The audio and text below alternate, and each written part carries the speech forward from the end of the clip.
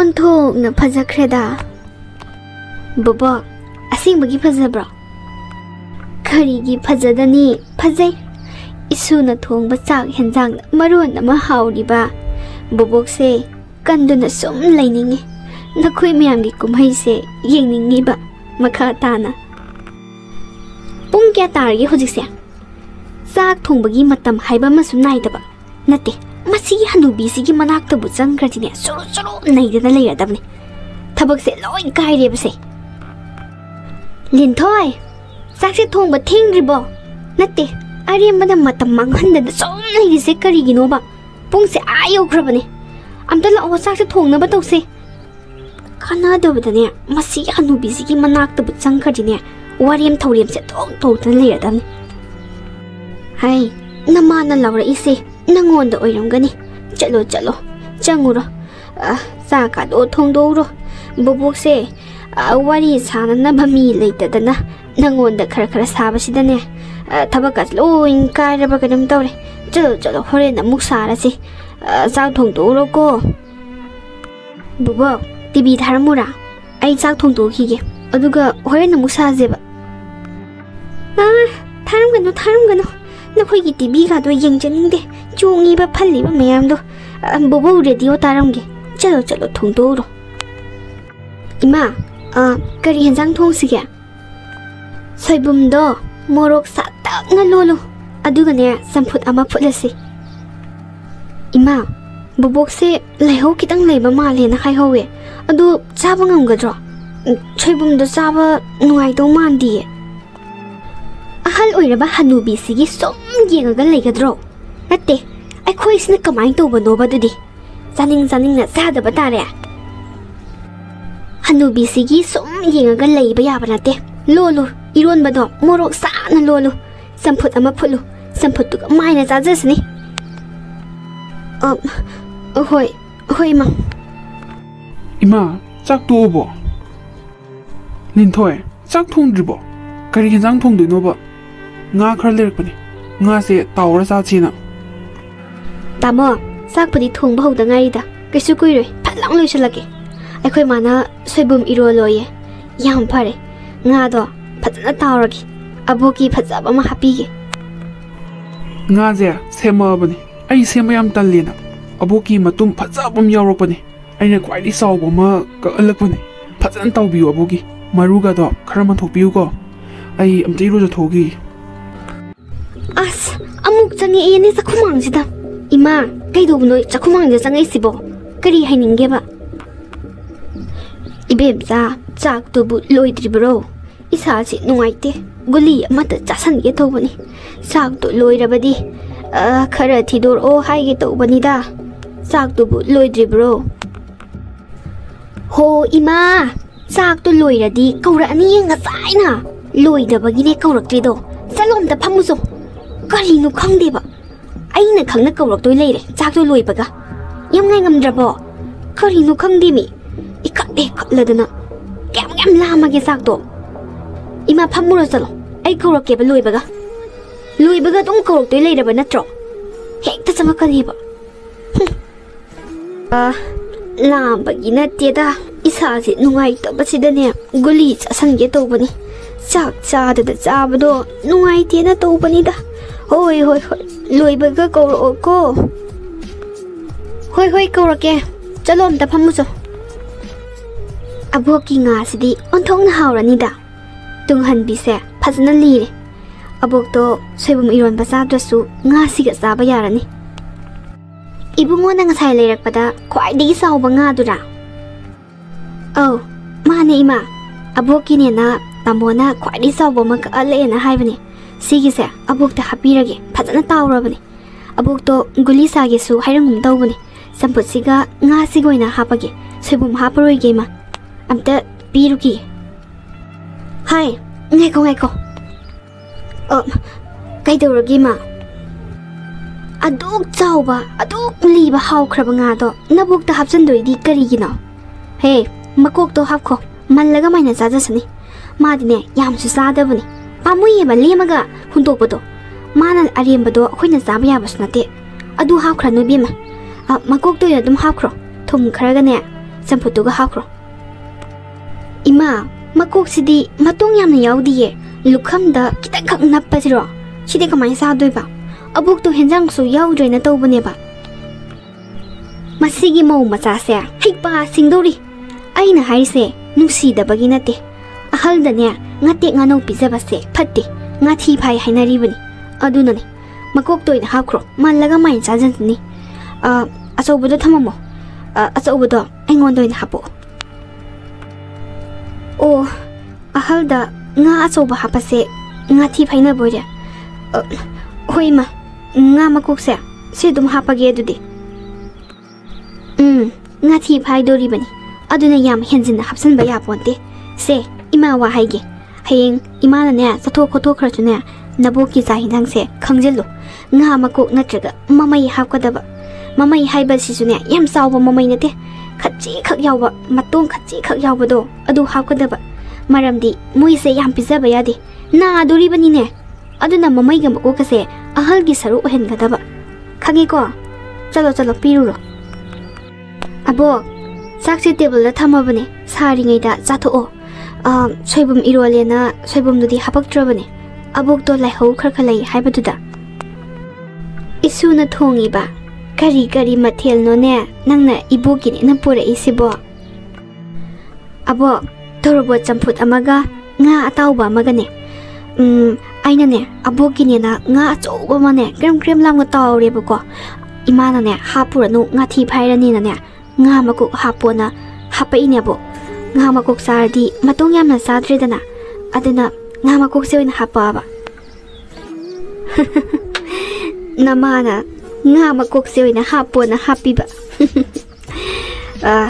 abuk dine ya su ya adreda nga makok se nang pusin jakro abuk ne samput chiga oina sarage yare da abuk di ahal oirabani na ne achamba chine hena pame pusin jagro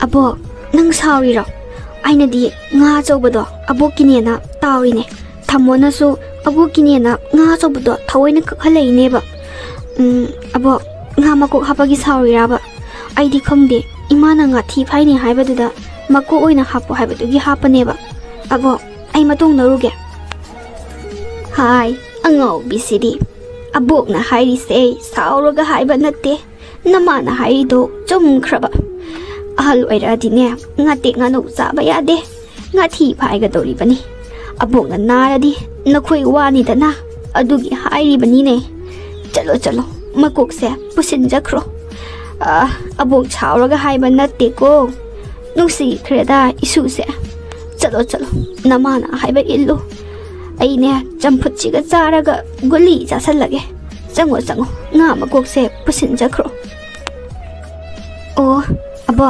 adudi ai nga makok se pusalage ko abo sak waladi aingonda hairo ko ai hapake ba champut su mayam le hori abo ai jangage ko abo su saramo chango ai bu sole hanure haiduna nga phawa pisaba pamura abani ne saba su yaroi daba nga makok tubu ai gini na tambira iba ai ki mau no pisibu kharamba daramano ne sibo asuk ahal oiraba aibu nangsu ahal oirakani dana na sapo idana matamduda nangsu khangba oyu aidi chaina mayam se khangduda chatkrage kanadasu aigi nungaitaba phongdoklaroi ahal oirakpase makhoi mateng onthokna pamkhreda hakchang sinadi pangal amate yaudраbanina aigi mopak phidakto molaurabani sudo una hainingbani adubu ai ngamde amot pamarak tudane adum tumme ha si oira male as aboki phamung phanung sidi onthong na motkreda kangan ga se amta pungkhat pige as mopak phida kasna motliba mongum gasna motliba ai phi su badane oina mak yausan birage asung mona hippali zibu as khoi ma si su berani he na han makai yeng dabur khangde Linthoi, kaino nangna suriba phiyamsi nate naboki ngakdaro sibo. Aboki kangane mopak pidakne mongumne motlene aina sudomani ma. As tukat sakre washing machine sida sujaliba. Nate do upaga suba yadraba tapta. Mot pani miyamna. Nang sidine otong na hanggoiba khangkidre he. Imau wana bani kaido bagi imau na suri no hanubi se adum ngambani mana iruzabadane he magi mopak pidak to sarap jaisalagane sudok zabani. Akoina surudrasu adum masana sui kaido bagi nang na suri dubo wana ba. Ima wadida sikanang kak subabu kaido bai wadoino adusu washing machine na suri ba aina samba katane kayimta wadi abok se nungaite na tobane ba. Hai, nang na surudrasu hanubi se masana suba ngambani haiba. Gyan tarabo masana suba ngambadi masana sujasanu nang namu haipa sadana. Haying makai suganu ko masana main sujani ngamdre haira kandane akoina suraga loire. Gyan taraba hai se haying suba yaroi ko masana dum sujasanu.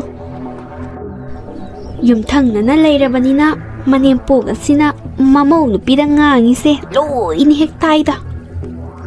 Mau ase lakpa kanda yamna phana lakpani manimpo gasina injali mem se apha nungai gi pautak amate yaude kak injali se kari gino ba khara leiradi mau ase sune kak hairane ba nate aphaba pautak piraga mau se aphaba mau hengadabne ba he lakpa kak injali su ba se haloi duri masi manimpo gase Nungsina haloi dabagi wangang sanga angak mana ngangi se ngasaidagi.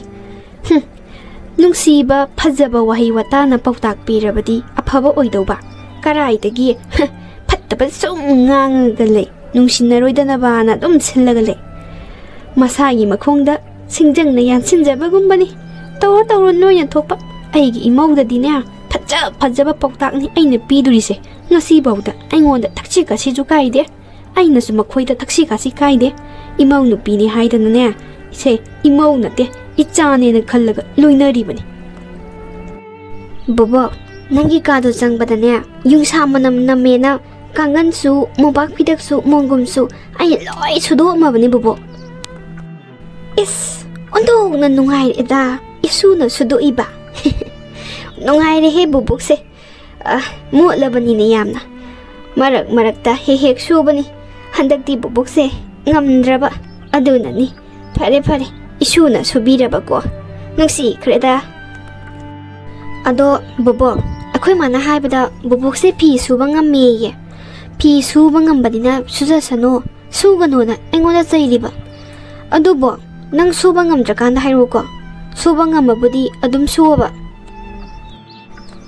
namana sugano hainiba Jahi anigi manungda amurakumba sui bubukna yamna motlaganda subanida bubukna ngamaganda ne adum suge ngamdraganda hairake ko ngami bubukne suba loina ngami namana sugano hairadi ne sugano namana haiba illu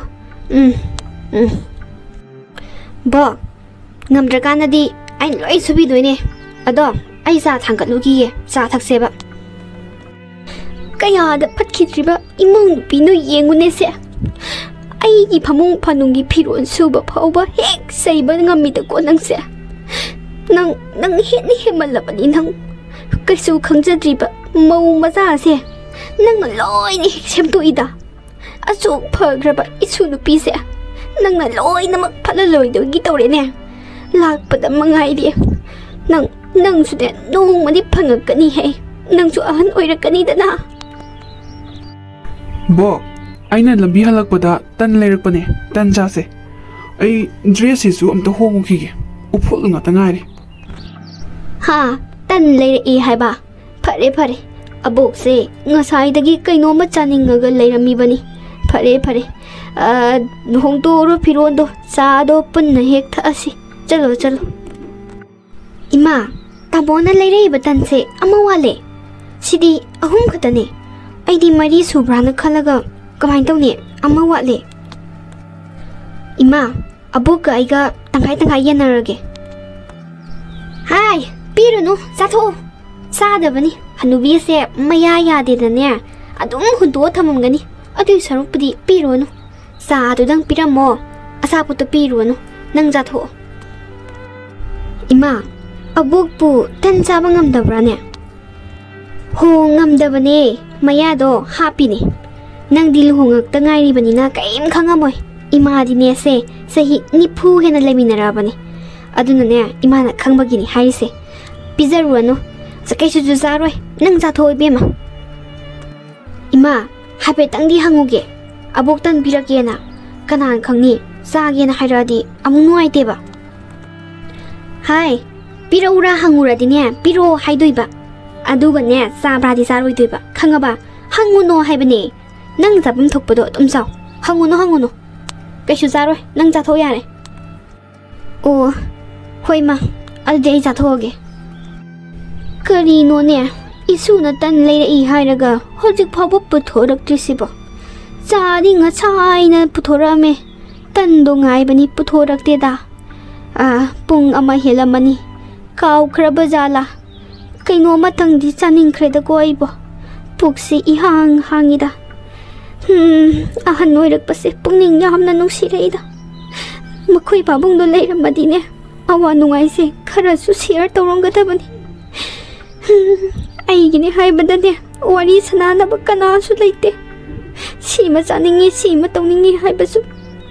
Icha ningona ma yawramadi kharasu phagadaba. Siba ngaiba haibaduni. Kariginoba mina Tina nga nang nachin kumam dabida changa idu karigino haibanida. Ima, migi ahanduda aina kumaina chin kumaga ngangdoino me. Aina su soikiba adunane. Ai ahanduda chin kumaga ngangbado ai amda tawroktribanina hainadeba ima. Hairoye nangdi thibong sabadangni nangna haidoise natro. Migi wa makha thahanba. Nang ko nang happy hani nang se ima wa hage taw mi na ne thina nga kera nga ngoira nang lan gera la loira mi na wa mathak thangan beroi ithak ahan oira chune kar ga ne khai ge daba khangaba hojiki matam sida dine mi gi mami to kotho ga ne ai gi mi ta hapsan ga daba khangi dana si gi matam sida bu nang na ai di lan jadda bini ahanda kai jadda bini na to ya bro ya braba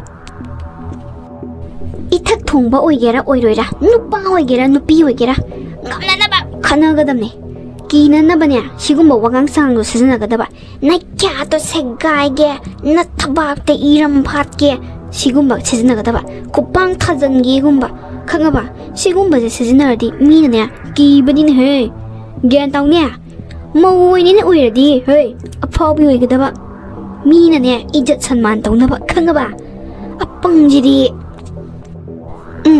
khangani ima ai khangani mathangdi ne kauta horokchino chongchalaga ne khongpang net ki ma mamai yuda ai togengo ima na bu ai gi tungde lepini hardini ai loi thaina geba mi usittaba yabro khangni Abo, nang chakchadrodi kaidawrage.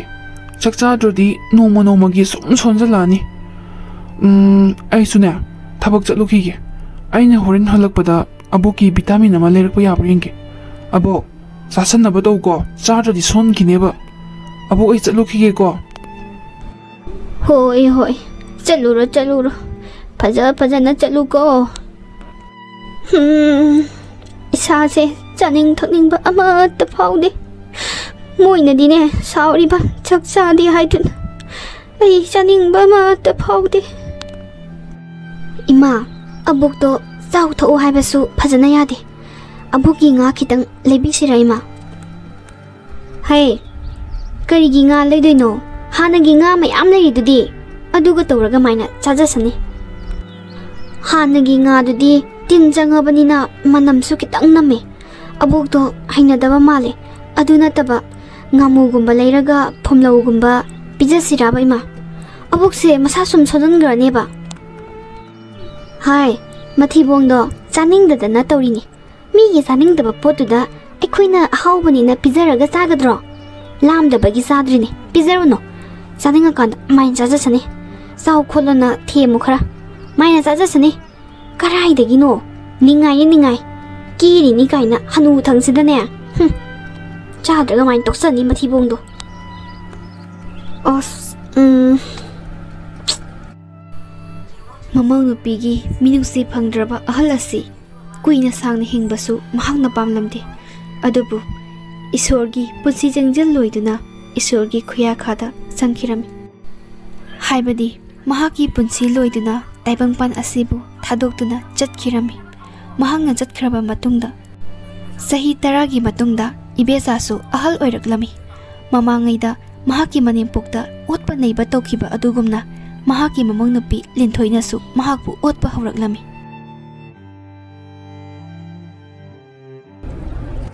ꯑꯣ ꯅꯈꯣꯏꯒꯤ ꯆꯥꯗꯨꯕꯨ ꯂꯣꯏꯗ꯭ꯔꯤꯕ꯭ꯔꯣ ꯈꯅꯥꯎꯁꯦ ꯀꯔꯤꯒꯨꯝꯕꯤ ꯑꯃꯠꯇ ꯇꯥꯗ꯭ꯔꯤ ꯀꯩꯅꯣꯝꯃꯇꯗꯤ ꯆꯥꯅꯤꯡꯈ꯭ꯔꯦꯗ ꯈꯣꯏꯕꯣ ꯅꯨꯡꯁꯥꯅꯒ ꯅꯨꯡꯁꯥ ꯁꯥꯒꯠꯂꯛꯄꯅꯦ ꯑꯣ ꯇꯥꯔꯕ꯭ꯔꯣ ꯑꯣ ꯅꯈꯣꯏ ꯀꯅꯥꯃꯠꯇ ꯇꯥꯗ꯭ꯔꯕꯔꯣ 이수 토이 따드라브로 낭보 나마도 짜 로이라브라 항무네 그리노 이마 앙앙스 라이크 바리에 꽌까우꺼이도 그이기노 아이 짜도 로이라브라나 한게 더우바니네 짜도부 로이드리브로 이마시 라암바나 아묵 토이바 그놈 더비네 카나우세 크르크르 강니 짜도부 로이드리브로 낭보 위만 크리네 아스 ꯅꯣꯡꯉꯥꯜꯂꯛꯄꯒꯅꯦ ꯆꯥꯗꯣꯏꯒ ꯊꯛꯇꯣꯏꯒ ꯊꯕꯛꯇꯤ ꯁꯨꯗꯦ ꯏꯃꯥ ꯑꯩꯁꯨꯅꯦ ꯊꯕꯛ ꯌꯥꯝ ꯆꯤꯟꯈ꯭ꯔꯕꯖꯥꯠꯅꯤ ꯆꯥꯗꯣ ꯂꯣꯟꯅꯕ ꯃꯇꯝꯗꯣ ꯁꯪꯗ꯭ꯔꯦ ꯆꯥꯛꯄꯨ ꯊꯣꯡꯒꯗ꯭ꯔꯥ ꯐꯤꯕꯨ ꯁꯨꯒꯗ꯭ꯔꯥ ꯑꯉꯥꯡꯕꯨ ꯂꯥꯎꯅꯒꯗ꯭ꯔꯥ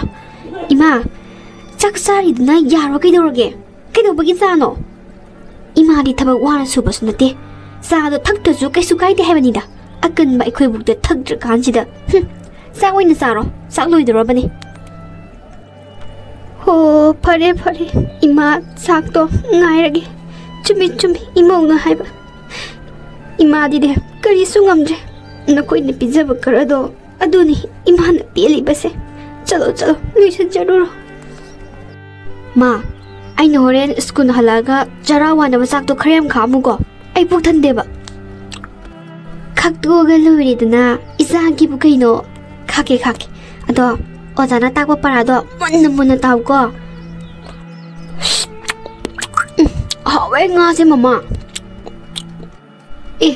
mama bubuki nga khaamdrabo angonda loinamo khabaise zaro aduna isagine nabokisu khami mamai gane makoka khami nga thi phaini nane yam khamdre zaro nabok to log yam khui chakchaba tuga ma pizage tawbani चाथोसे नबोकी मुक थीदोइने इबेमा लिंथोय चाकतुबु लोइद्रिब्राने इमासे चगलाई हौइने हुमांग बुंग कांखलिबा चाकतु चखोम अमत चागिने इमाबो कैदौगेना चंगैनो चखोमांगसिदा आइना लोइरगा अदोम कौरक्तोय लेरबा नत्रो चाकतु थीद्रिबगिने आइना कौरक्त्रिदो लोइरगा कौरक्तोय लेरबसिदाने ओ थीरागे फम्मो करीनो खंगे आइना मतम अमदा आइगी इनेमपोक्ता तौखिबदो ngasidi aigi imong nupi sinasu aingonda amuk tawrabako aina imada sakumang changakpada saukhibado ngasidi imong nupi sinasu aina sakumang changbada saurabaniko ima sakto yaradra yengo ai thabak yam yame hapamage tawbane ससत हारो इस आइगी ngaसिदी मकोका ममैगनिने आइबो सिबु कमाय सागदोइदोने यासु अमत याउद्रबसिदा इबेमा नंगी ngaसिबु मयांग लिनगल हेउद्रबो इमादी यासु अमत याउदे मारू मता कमायना सागदोरिबनोने सिबो हे सिनतबा अमा हपउने इमादी साबा यागदबा मानदे कराइदगी nga mayang leno leitreda nga nena khajikak tawraga hanu thangda nga tengano sabase nga thi phai haina dai nema ahal loiraga sabadu phattabanina imagine makok mamai goina khaba yam sa sandana bana mamangdasu thaina akhoi abukta imana hapona hapaga pizaridudi ngathi phaidanaba nadanaba ima adudum saro mallaga saw marudo panni ko chumi chumi imaun haiba chumi yare imane china pok thanaba charage yare nangi thabak to tawjaruro chalo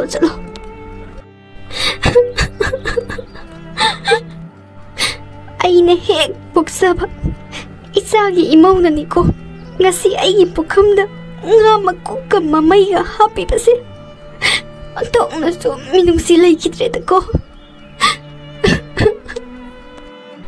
matam amada ahal oiraba aigi inimpokta aina tawkiba mayamdo ngasi aingonda chap chana thoklare matabduda ahal oiraba imaduna magi thamoida phauramgadabado ai ngasidi khange imado ngasida ai nichinge yamna ahal oiraba imana chaning saning aina pijakhidaba kayado ngasidi imauna mu ai phamda tawrare aina tawjarubagi mahaidi aina phangbane akhoi boki kamanam se ontong nam thigre yung samanam la karino khangde phiron si su mot banamuk toiba loire kangan ga sina loire amuk toiba nam thibna loire bo nangi phiron da yam nam thire akhoi ma phi suringai da songe aboki phurit tu su aduga mopak phidak tu su lakthoro o ai su haluge ba akhoi ma da I hairam ge ko hairunu namana muk chaibini nahandasu aboki paidupse yamna ingthamme haidana nungsada photo khanbada namana ngangbado hairunu namana ngangbirakani aboki se kari su khalunu kaishu tawde abok kaishu tawde chalo nang na phi hongdok charuro ma abok to yam namthi aboki phiron to suba khara yawbiyo ba kumot ama aboki mobak phida angoba du sumo sen mu hore amtu sudo piyo ba adu nangi na thawra nai abok to kaisu son ba natte ne sak ti ne bora ne sari se ma mai na sujani ngamdra kanda akhoi na suraga lori dana angang nang ne hai pa yam sanu khanga ba nabok se lok yam khobani manak ta toina sangano hai ba se nang sunya yara roidra nabok se nungsi brabu nabok ki leina se nang lokjaw ni nang khangaba nang aina haiba iluko nang nabok se narabani tibira kayo khangde manaka toina jangano khangaba loktin jam sitpani ima abok se ahal oirabani yam nuaite aboki phirol je khara subiyo haiba masi anam yam kalline masya nangonda nabok na injalakpra magi phiron do sowona nangonda injalakpa oirangani ne khangni ngasidi hanubi thek togeba khangni ba ngasidi ima abong na injan manate ba as ima hando ei jat kendo ei thek toge ngasi karigino ima na kisu khangda ba angang chida phi suona injalise karigino natte ima bo phi do suba sok amngam bro karigino ba angang injalise hai linthoi imana ne isu da phi suona hai ki ba leite ne he yare ai loi khangba jani ko kisu khangda ba angang sida injan dana natte imana sari ba sak to bu kai do na bano sak ti bora sai thibong na yam saraga isagi phi amani khak tu bo luthok pangam dadi kai do dai no si kim ne na fai angang da ne matung manau da mai to bi ra kano linthoi nangi na chindagi adumaina pawba haiba ngamaba ko aina sari ba sakse chiba ngaina sari ba sangni ne yare nangi na tau jaruro isagi thabakti isana ngamna ba hona kani chalo aina ne phi su haiba su leite na khoida chalo tau jaruro hanubi nang ko nang aiki inempu solabi imado ngamda aina phi suan khibane Noongmata aina magi mapi marut sukide. Namthiraba motlaba maraktuda yatahan kibane.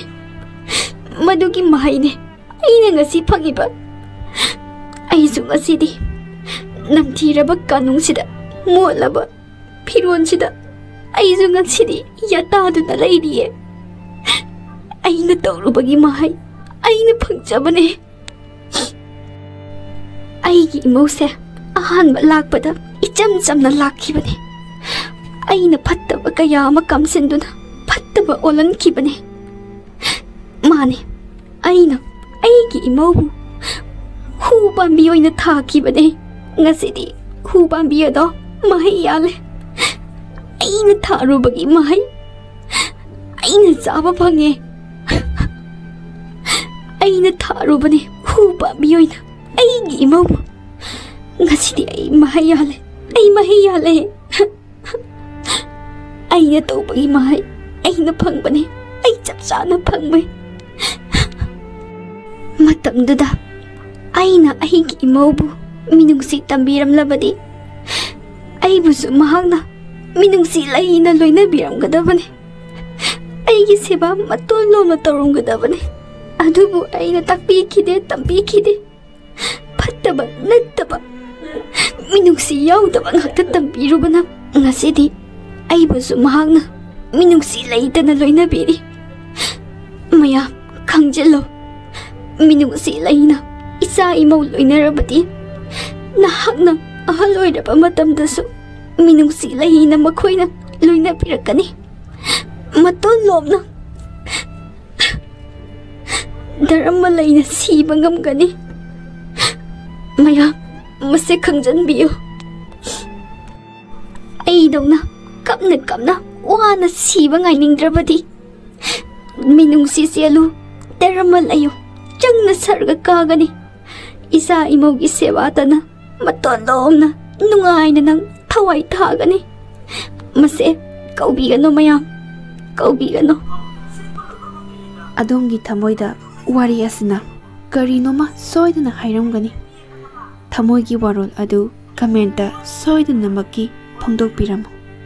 Thank you.